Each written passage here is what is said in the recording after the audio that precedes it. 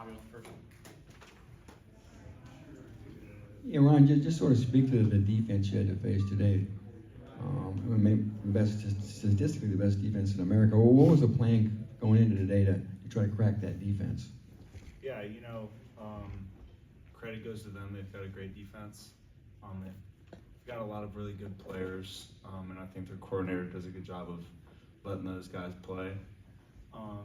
But I think we had some opportunities in the passing game where I think I need to clean up.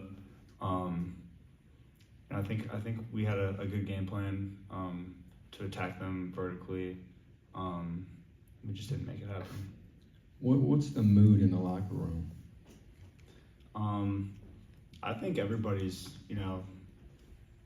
we're fighters. We're gonna keep our head down. We're gonna work, and we're gonna find a way.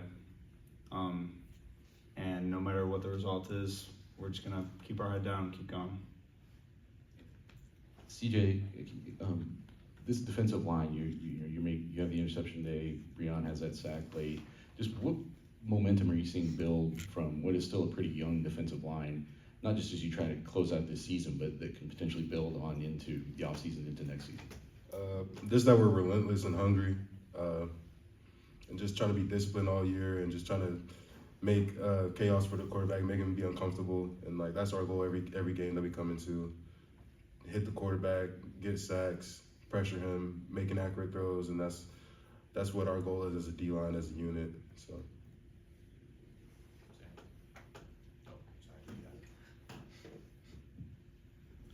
Ron, can you touch on the young guys that are kind of getting an opportunity because of the situation around Tremar Harris, for example, today, Antonio Harris, who are stepping up? And when you start thinking about the future, I know you still have 2 games left, but it looks like the building process is beyond the next 2 games.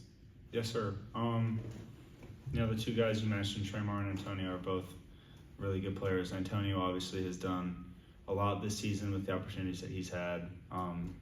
And since last year, watching him grow, how much better he's gotten is really exciting.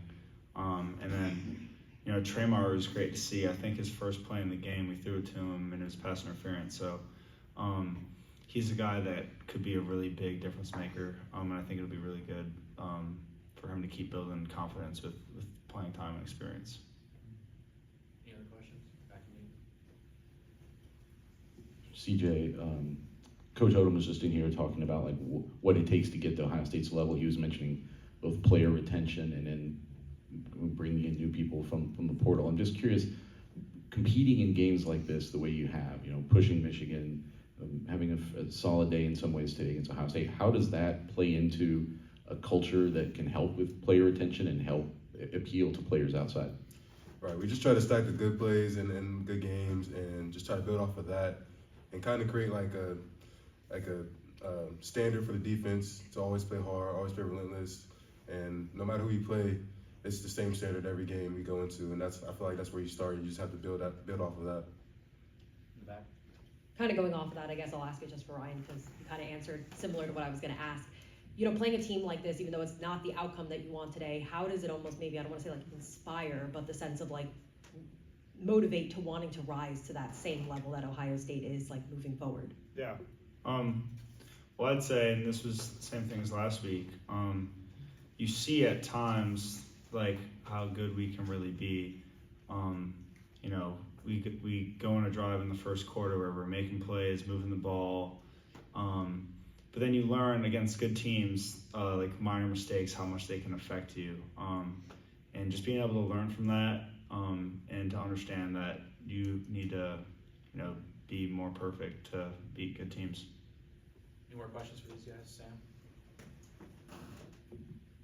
This is for both of you, and it's something that the team has talked about all year is playing 4 full quarters. You get outscored 24-0 in the second quarter, I think today, and lose by 24 points. So is it really just a matter of playing a complete game is maybe the next step for this team to get in the win column?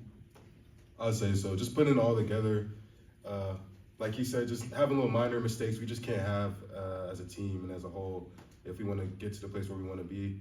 And that's exactly what the top teams do. They minimize their mistakes, and we have to capitalize on that. So, Yeah, I completely agree. And like in the second quarter, we had a couple plays offensively that we could have made, throws, different things. And when you don't make them, it makes it really hard to overcome, especially against a good team. So you really set yourself back from that. So it's just a good learning opportunity to keep your head down and know that you got to clean that up. Anything else? All right, thank you guys. Thanks Appreciate it. everyone.